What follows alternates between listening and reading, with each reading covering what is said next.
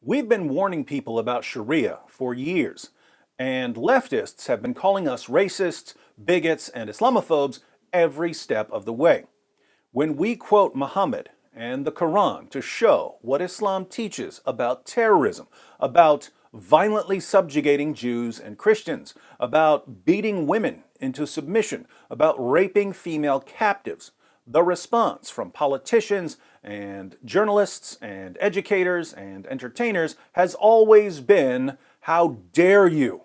How dare you criticize what Islam teaches, you filthy hate mongers?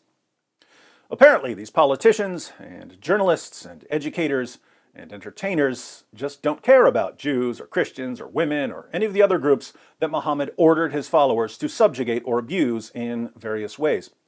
But after years of hearing leftists praise all things Islamic and watching them turn a blind eye towards Muhammad's violence and misogyny, we finally found something they actually care about. They actually care about gay people and gay rights.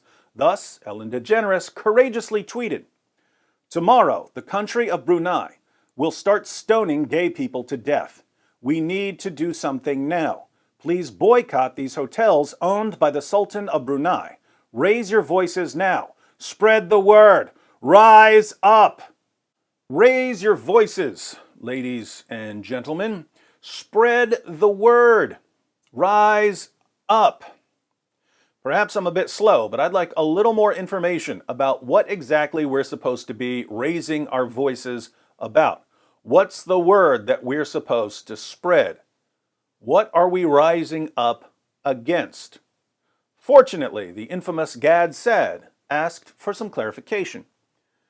Dear Ellen, any ideas where the Brunei government obtained its grotesque position on the matter at hand? Was it from reading a Harry Potter book? Was it from watching Scarface? Any chance that you might criticize the source of the genocidal hate? I'll be waiting right here.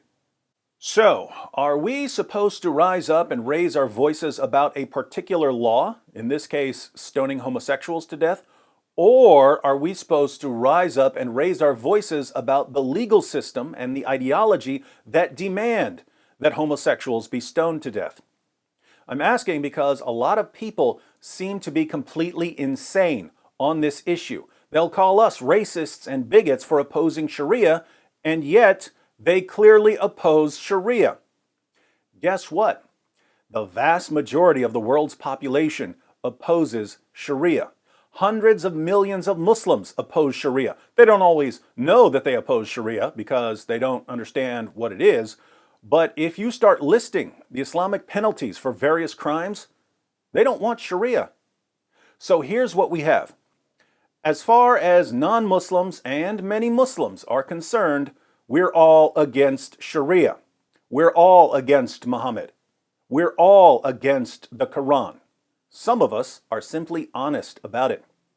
Others, most notably politicians, journalists, educators, and entertainers, have a kind of Jekyll and Hyde duality that defies all reason.